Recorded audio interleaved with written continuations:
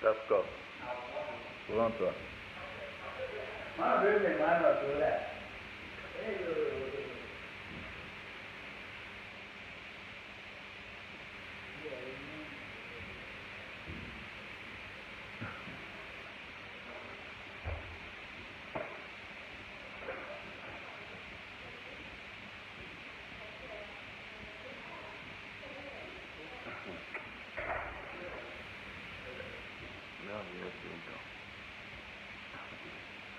Nous avons direct à M. Bon, bien sûr, moi, bonsoir. Nous avons direct à M. Simon parce que.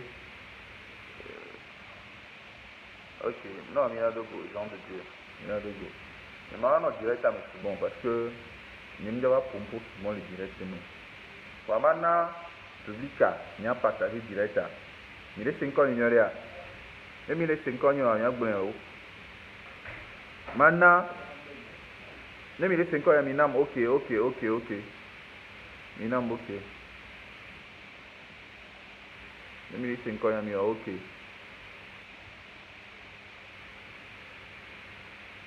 Même il est 5 ans, il y a Minam, ok. Mais c'est mon nom, ok.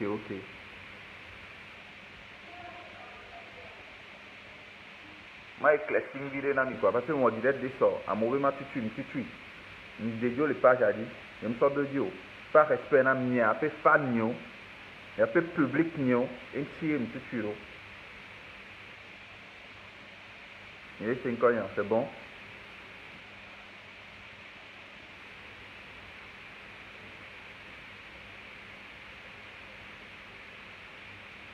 Il est 5 ans. Énorme et les noirs. Voir les noirs.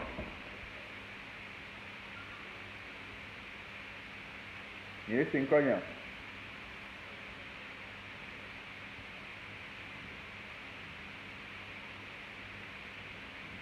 Même il est 5 ans, maintenant, il va ok. Il va ok, il m'a direct à dire.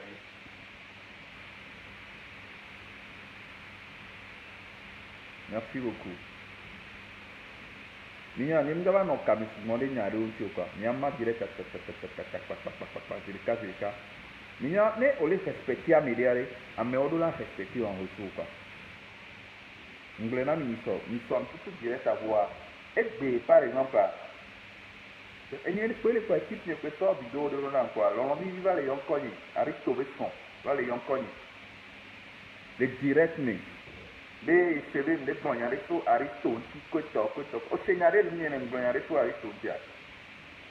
même si ne ni ko aristo mi gba do nyare chan wo ma te ba do nu ni ku da aristo be nyanori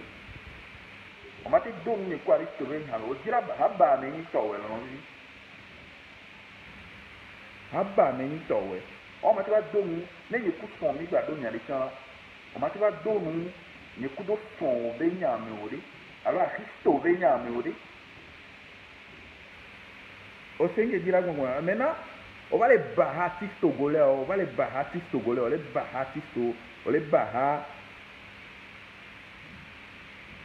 Maintenant,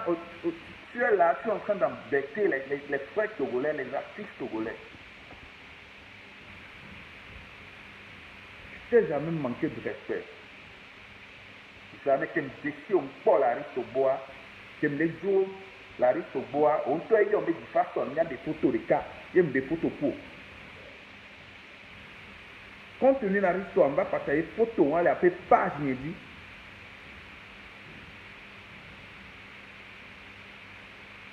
Nous qu'est-ce hein, nous qu'est-ce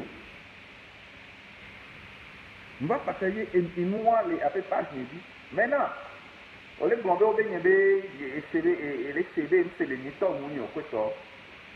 on y a manqué la rénotation ni me dit na mais sans mais alors donc on donne à l'heure maintenant ni dit na on dit na mais donc mais on va si na torche pas pour en couper na mais et quand même. On laisse une qui n'a tout là. Mbi jinto. Kemva matono. Dio escon aristo. Mi laisse 5 ans in area.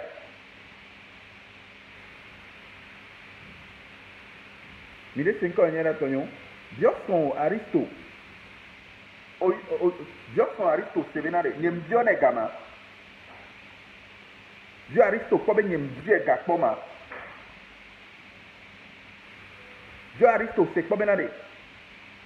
Va fun pourquoi regarder si comment me respecter dans Aristo me respecter non voici que nous les deux on a qui Aristo augmente aussi une histoire c'est presque comme Benoît Joa moi je défendais Aristo le Bleda n'avais défendre Aristo le Bleda et Aristo n'avais défendre non pas direct passer comme on va ya ndodo mi dati pas nya wala mi ba Aristo be nya odo Aristo are mais Aristo le bleda midati Aristo midati enyawa mi le po enyawa pa enwa mi no be nyawa mi togole sona nyari ka ona do no pa pe direct ni o me on la po moi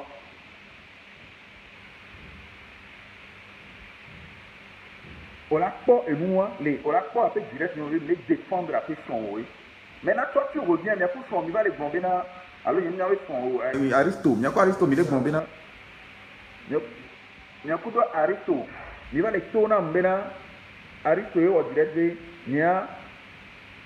tout le monde qui me défendre elle va do direct ni que do direct ni pour gagner les sinon pas bena les connexions que les gens les connexions nyoa connexion les bon mabane ya nam et comment vient ma no ebe agbodi ni ma no connecté e won tout ma haba no ye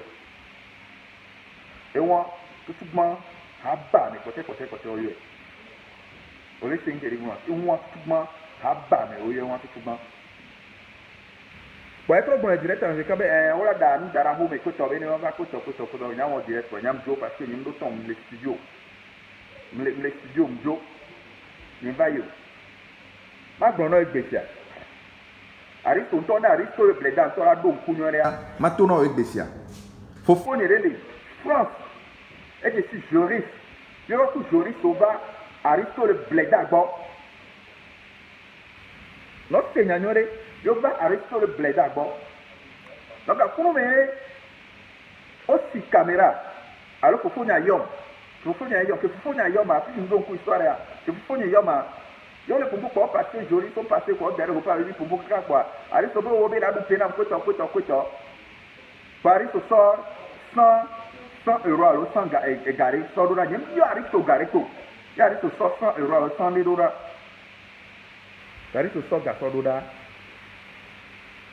lendemain que Joris si dormia Joris so e ga so va nam e so ga so to Western Union be je modi va hoga Kemba hoga ni que mindo occasion dogo mindogo donc que Aristo va gova si MCB Aristo boa bon amene le monde dit donc so gano be o ya di amide hume alo so gano be so play mu ya de ola be da pe na me ai yeme sengo yore a ola be da pe na me ai non du coup mi ve temia yem dogo Aristo ni kansem Aristo bonyo le funju wa nyanya nuanti varo respect no nyame eti varo donc a ndogbe ne donc a kele ba tu ka gbo wa va to bo donc a fun me ni kansem de vegeton ni kansem de vegeton ni kansem de vegeton.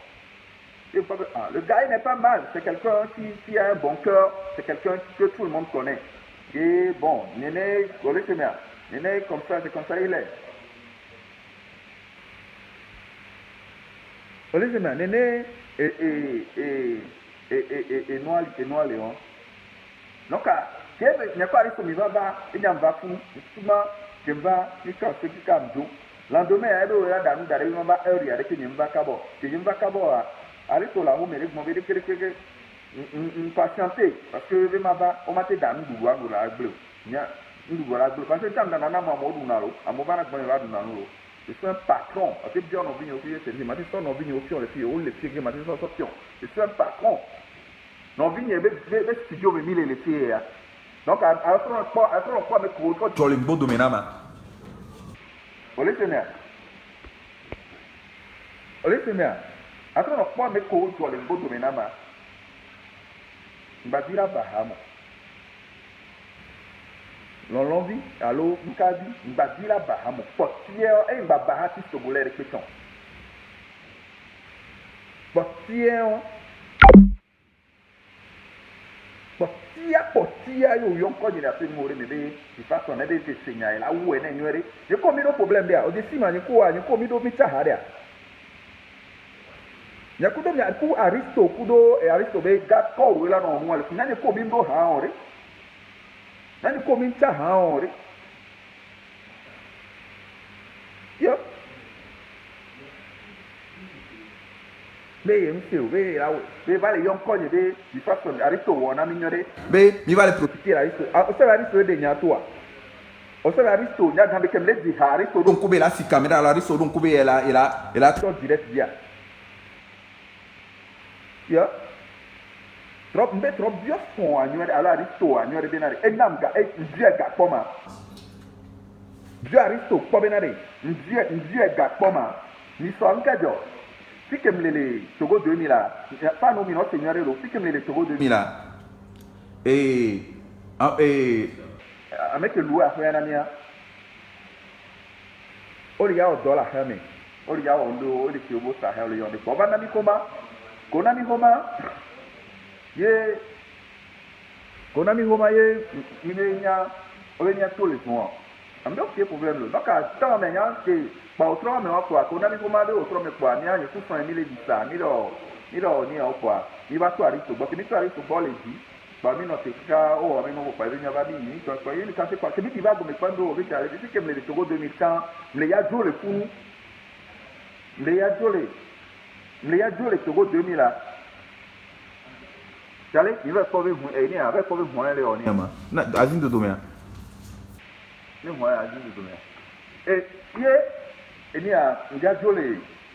Be on a mi ko ande nya jole film le ko yari to be o be fun ka on a mi ko ande nya jo. Be on a mi ko ande nya jole fun. E non ka be na nyam le ya jole fun ko to be e mo ma tan ga be nya tan le dom ko to kwa. Ari to ke mu de ka kwa be na ye fofo ba homele be mama no ye fofo ba homele be mano ye fofo be la te donner fofo fi jene mano funu yen ke ndo benio yen gbe tin toton yen pompo toton yen bonya re pen toton kwa kemle jo kwa ngba toton ndo be aristo mle jo lo kweta kwa aristo la ke nu de ka kwa be yen ya ti so gara me ti be ba be ma haya ho yen bi aristo be ni so gara ma haya ho le kan sin ti yen be bi aristo be ni so gara ma haya ho ya yen be to na aristo be na oh cái le jo mi me sin ko yen ro ma mi me sin ko yen ra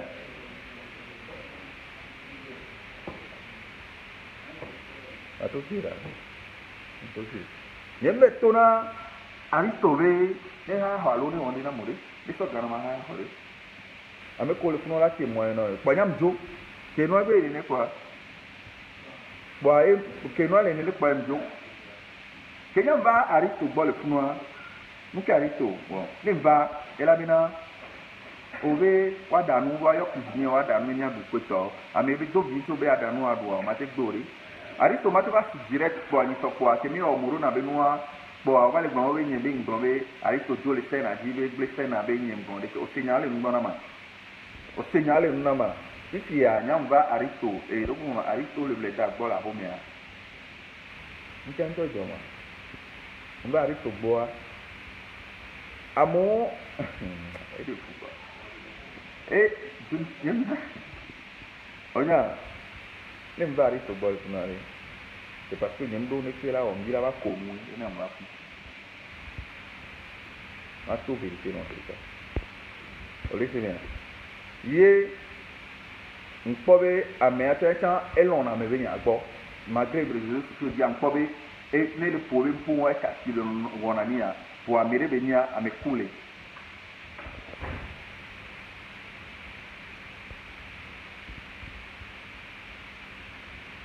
ole semea amere benia amekule nyanyem dide na nyem jona mo amere pento ole semea nyem jona no amere pento ne gba gbo ameko ma bi o mi ton le sont moi direct et sont même job direction quoi vraiment ils sont que mi au événement les il y avait des quotas pour moi et sont tout faire amour avec comme tout faire amour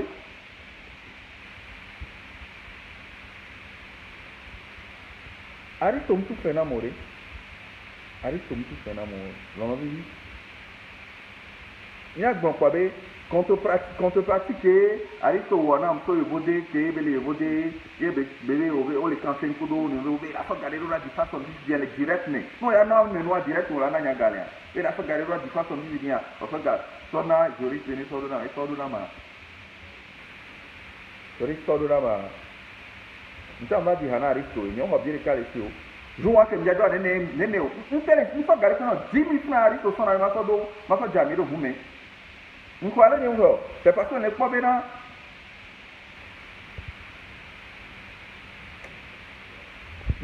ni kudu ya 1000 degré ente mbo 10 francs wale tiro 10 francs ni kashenia alo mpo doke mono alo mpo be mjab no yo alo mpo ke mona alo mpo ke mono alo ombo na nyanya na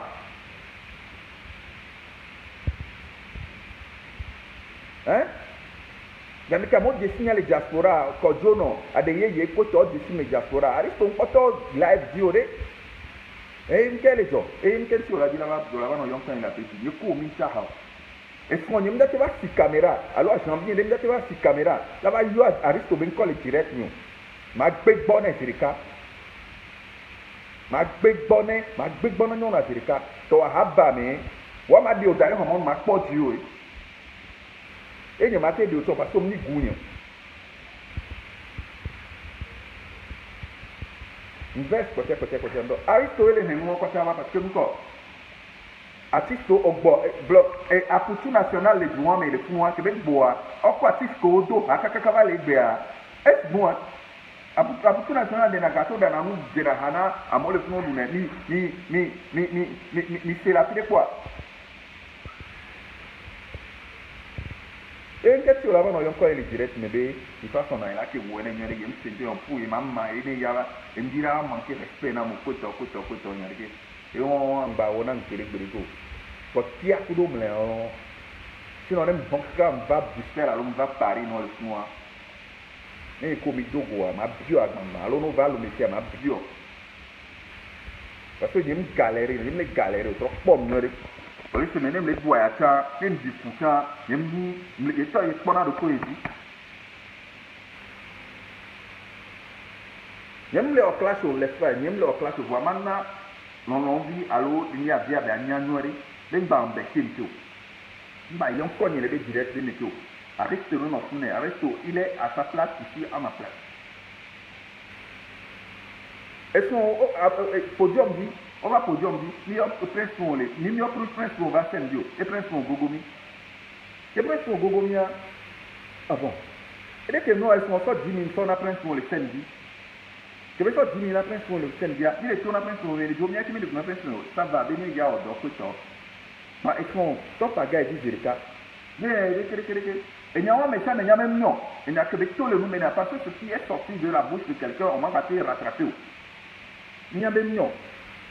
Il y a dans la public, une trop de caméra, pas les tournages publics, mais Nimbaso, Aristo le Bleda, Renya, Sowo Dolo, Nimbaso, Aristo le Bleda, Renya, Sowo Dolo, et il y a que des Douane, et quand on est pour Nimbalé, il y a un céréo. Midati nyawa, Nimbalé, il y a un céréo, et il y a un bon, et Midati nyawa, c'est qu'elles sont là, si caméra n'y sont pas. Regarde qui sont bon. Moi, si caméra il faut quoi? Allez pour si caméra quoi? Ben, il a ça il a des dogoli d'aller mamadou. Mais mamadou, nous sommes là dans le marito. Nous dame d'aller sur le mama au yom de mama. Nous traîner la guavane, j'aime pas la cabore. Parce que là il y a des deux dollars. ndo dɔre la wɛ je te respecte ye mpolo le a ko disi ma o nyane ke le o ma ke poto ti ore me ata pe ka ndo wa sen di wa ma me nya ndo do ton me di façon na problème ni mba de be problème nyama ti de problème mo na problème ni na wa me ma ba so prince moto ba so wa pe na yi no atro ke si on be direct de vidéo ke be wo ya mo le partager a wa nya wa nyem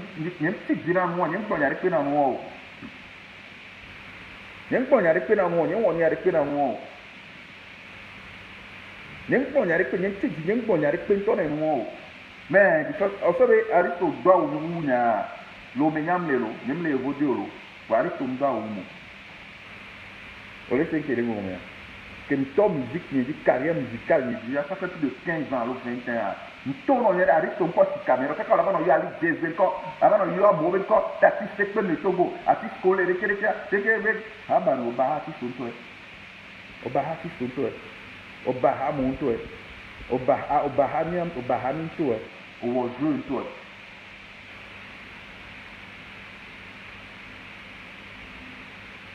Quem va et donc on va tèmi ya ọ̀fọ́ rẹ̀ ní yíyá tèmi ya ọ̀fọ́ rẹ̀ ní yíyá náà lè yọ pèsè ọ̀ bá fún wa àrísọ̀ bá lè gbọ̀n lè caméra mais bẹ́ẹ̀ yẹn lè yọ mi kọ́ organiser fọ́ rẹ̀ ní yíyá bẹ́ẹ̀ pèsè o c'est mes petits mais wọ́n vigne ọ̀m su àmì ọ̀kọ̀ ọ̀nà ọ̀m su ń mọ̀rí ǹdọ́ bùrọ̀ ayọ̀ bẹ́ẹ̀ pèsè ni ọ̀dọ̀ òtálẹ̀ bá péré ní àti ní mi ọ̀nù yẹn má gblẹ̀ náà rẹ̀ kéèmì yọ mẹ́ ọba nínú ìwòsàn náà o nene de viol le gamme les projets amenant de viol ça me dit yobe à titre de l'or 500 000 à titre de l'or 1 million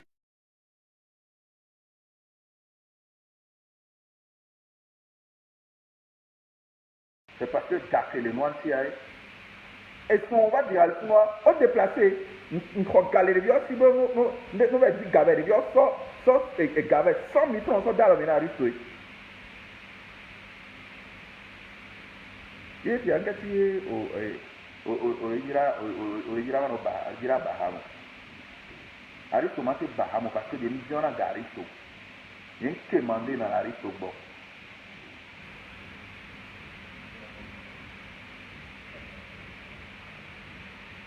o le semia yen ke mandé no yen millions na ga ari tomate bon la tire pe yen di fam jo e do le arito bon la tire yen jo e ga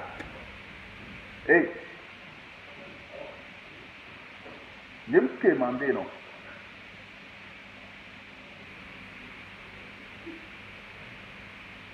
O le se bien, jem disé non. Donc ada aristo wona monto. Aristo wona monto. Aristo won kana mo, aristo mo ni kene nyo, aristo won to. Ndi savait boy, le vai, ba ko be, ndi na savait boy. Ndi na savait boy. Donc ou quoi but ya kudo mena ole yonko ele gire ni eji ko onye bi si ola tideko yen bi si ola tideko be ya ri ba na ye ji sinya so so ari so son we no mje si mo ko le tarin si ola ji si me nka to de foto kundo aba me o but ti e ba wona ngiri ko nya famille allo a janvier comment est ce caméra la yu ari so ben ko le gire si mo ole se me allo but ti a e o but ti e abio monsieur Adjobi ke ni le bio se le ni abio monsieur Adjobi ke les États-Unis ko to ni abio nyanyese ni abio fon nyanyese ni le semia ngba o mo na gbere ko ngba o mo na gbere ko poti ayo wona mo poti a caméra o gbere jo abe ko no kan se ma gbere no le jo ko mi ngba yo ko ni le a fait vidéo le monsieur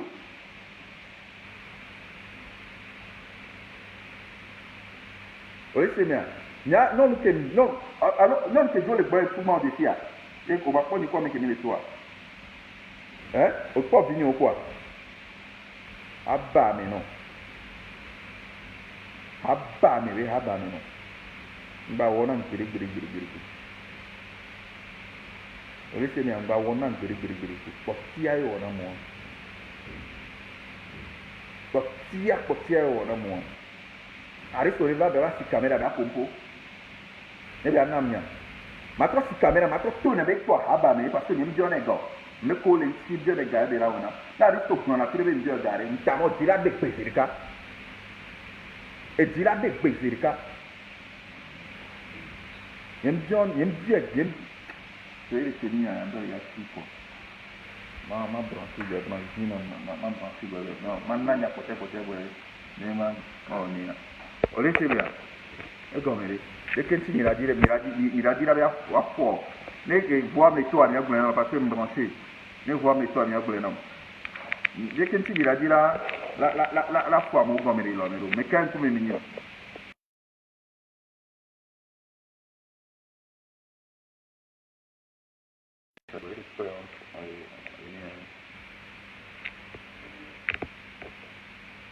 yo, e come di?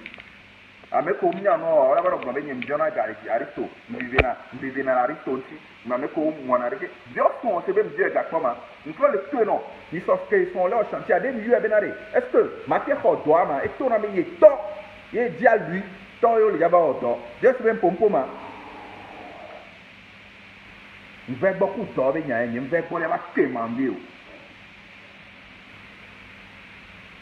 Vegbo fu dobe nya enye mbara ba bio no aristo o senge jira to no aristo nya me ke tutu ba na me jo ga aristo so so ga so yo bode so do ra nya o le se mea e so ga no to na jori parce que nyam di eton il est pompo ko no frère ko do ni il est pompo ni le kan se pa be we la so ga do na mfi fidien de ke ye be so 100 € do da 100 € à aristo dia ma to 200 € ane fifi dia fi kemlea ma to tuine ya aristo ba si kamera wa le konve ni po nu le buton ni po le go prince mo bebe di façon va greve pour ne kan se no anyim so problem ni so ba na ore ne ngbonya na anyim ba to no be wona be ke ede mo re ke le ore ore se ko bonya o zo anke ndo ne aristo oui, Prince Mo, les bouffes sous Quentia, Prince Motan, Baba, Prince Mo, il m'a pas Prince Motan, bah, ça fait n'aime, oh bah, mais, voyons, les défendre, oui, les défendre,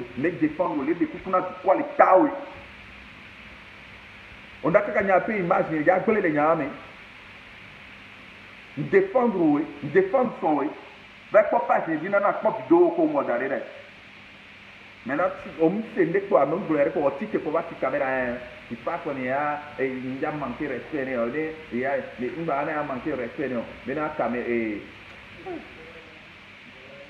maintenant de que aristo wana ni wa aristo wana ti so gole ko aristo wana me ko e ni lo wana but here nem ko ga from go to que va du haner les bêtes pour ta foi et toi me te font belé on est sort là-bas de ma part parce que d'autres victimes que me sort on va amir vous mais là mais va symbolisation mais même si on fait la jamie au roi mais il toque ma comme sambro ça va pour sambro va dire il faut dire quoi moi c'est me doit bien tier me doit bien tier me doit bien tier noiré me doit bien tier il y avait moi tier amen les gens viennent les nommer non mignon à moi là non après bien qualité voilà que le nom non les mignons voilà tout est là il y a des concepts aïe là pour le métier bon concept aïe là taka trop de hao to hao tu que boy de me va le pied que me va de ano zona besoin to de l'autre dire et une trop les va ta dire ya wa même ba vu va saler imagine là une ba vu il va saler à tes imagine il y a marqué long on a mis péré potia ewa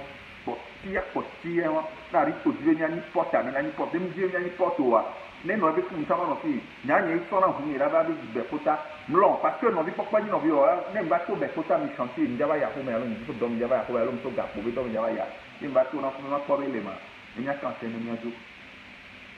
alo ya de hatomi na nu alo ya dombo wa da mu ko so won to original adu ni boy ne mba an no bi o be du nu ko e ko to o ma te gbe o nya ma te gbe o nyemni santana nyamate gbeo nyeri ka aristo la ba ka gonya madam be la duro ba be wo na mi bo wo na ti so gbolo ka ko ba le yo ali je nko ya be ali nge na ali je zene du ya ni o do mi to e aristo so na nyam jin o e so e po na nya ha ni le be direct ni ade ye ko to le be direct ni le wo de o ele se mi a vous m'avez tombé fil là coach mais la sauce gado et les sauce gado là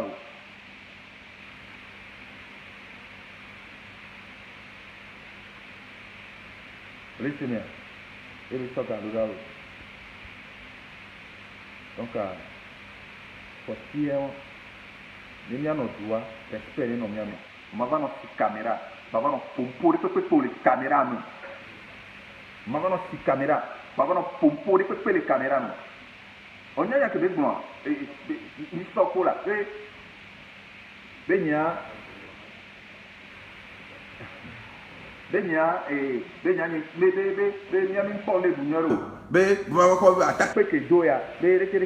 be ma pa attaque ko do na dina ha akra ko attaque e no pa attaque ra no pa ta ni ara ko to be mi nyang be ni be mi nyang do be nyang do ya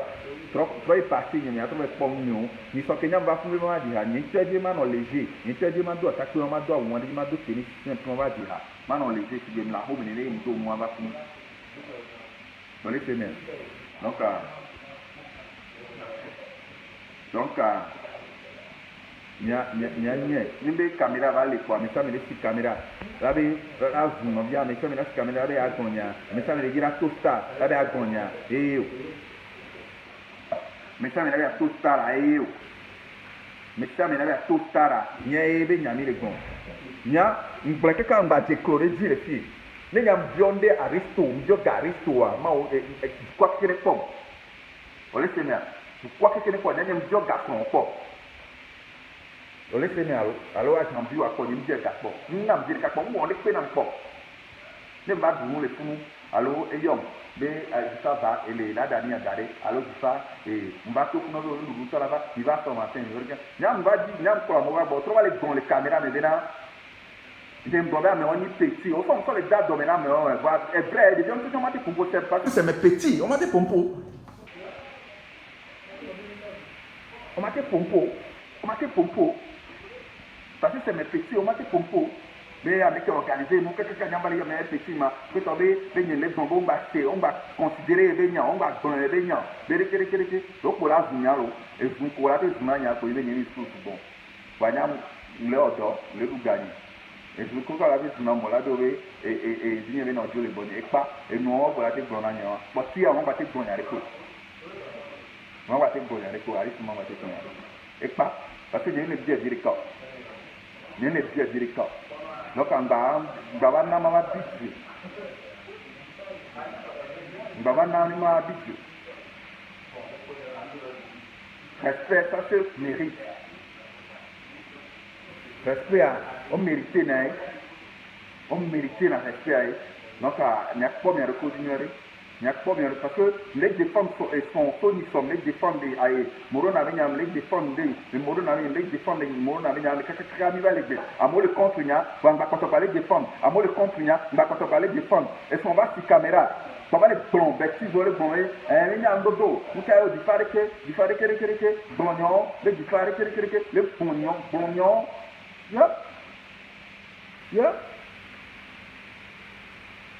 yeah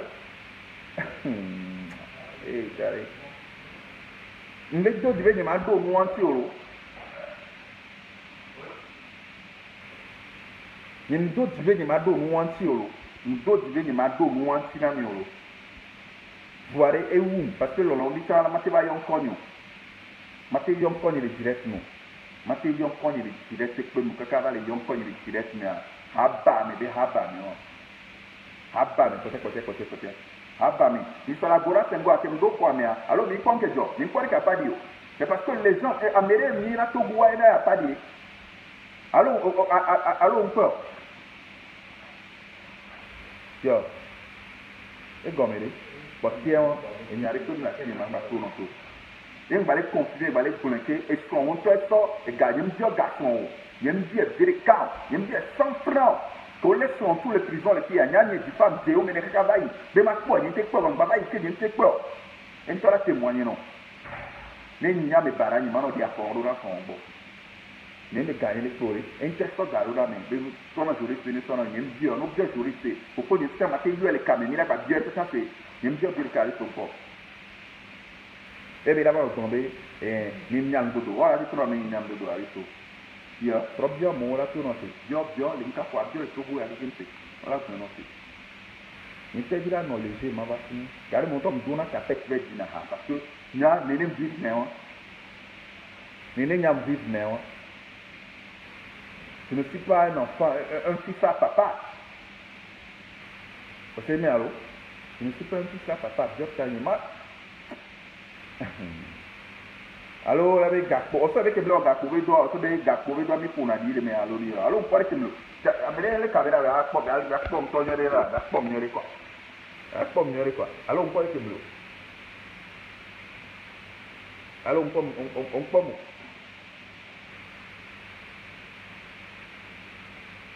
Alors, garde à vue, tu veux dans mon hiver, dire pour une peur. Garde à vue, ami, je sens une peur. Et toi, ça n'y a même pas. Yo, et gomme, non, on a plombé, tu vois les gladiateurs, on a plombé, il y a quoi, on a dit, non, les gladiateurs, mais, non, et l'on dit, il y a un bien là encore, voilà, Madura encore, Botia, Koudom, là, Botia, Koudom, là, Botia, Koudom, là, il va bahati, ce boulet de quelqu'un tout.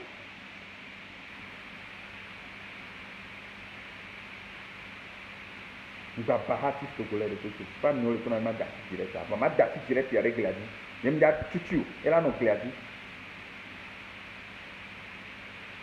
Na risto be va si caméra be va propose continue ni ngem die gari po projet kem so be gbo po a e no la evo de mo be di façon oh le be am to ela o de ke no ela o de ke ndi no be ko ni ndi no be ko ela o de ke ni ndi no be ko ela ple huna ni e so la ple huna nya e ple na mo vola ple huna nya ya ok allô ma sœur potia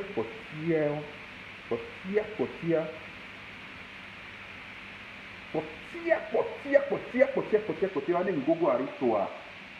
Ngogo Aristoa, ça fait une fois que je fais les Ngogo. On est mis là-bas ridiculiser, là-bas plaigner à pays, imagine Togo Tia, je vais jamais accepter.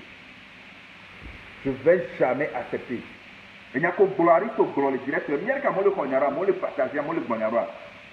Mais il y a un amodo, mais il doit attaquer le coup, et attends le ou mimi pour les gros, mais il y a un bon bêtise au bon et direct à moi. Il trouve qu'il n'y a pas à dire, il y a le mien, il y a TikTok à dire, et le TikTok il y a quoi, même les dates.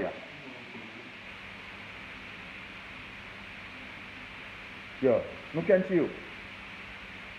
là il est néro. Arrêtez, nous respectez non.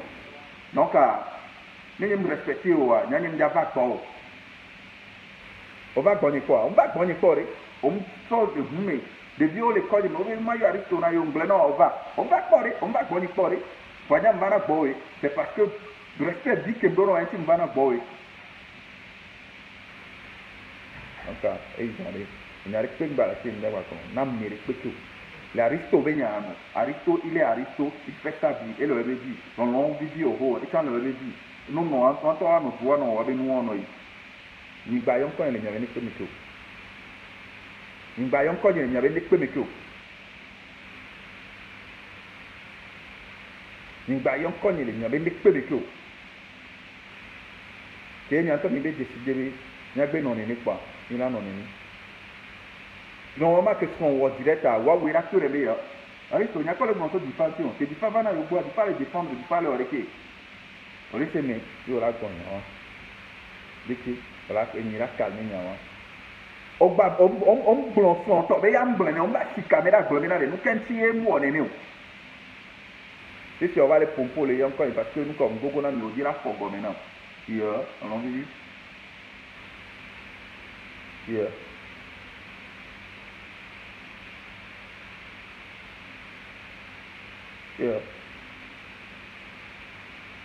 hier bao cũng gửi có kia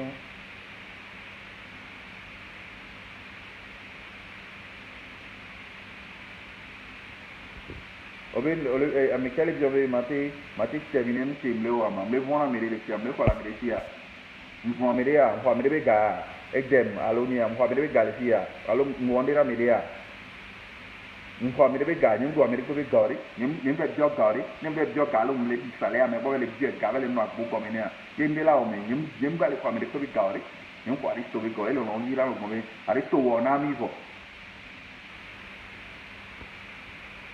ari tôi na ti tôi gole ông đôn cái rồi bắt kia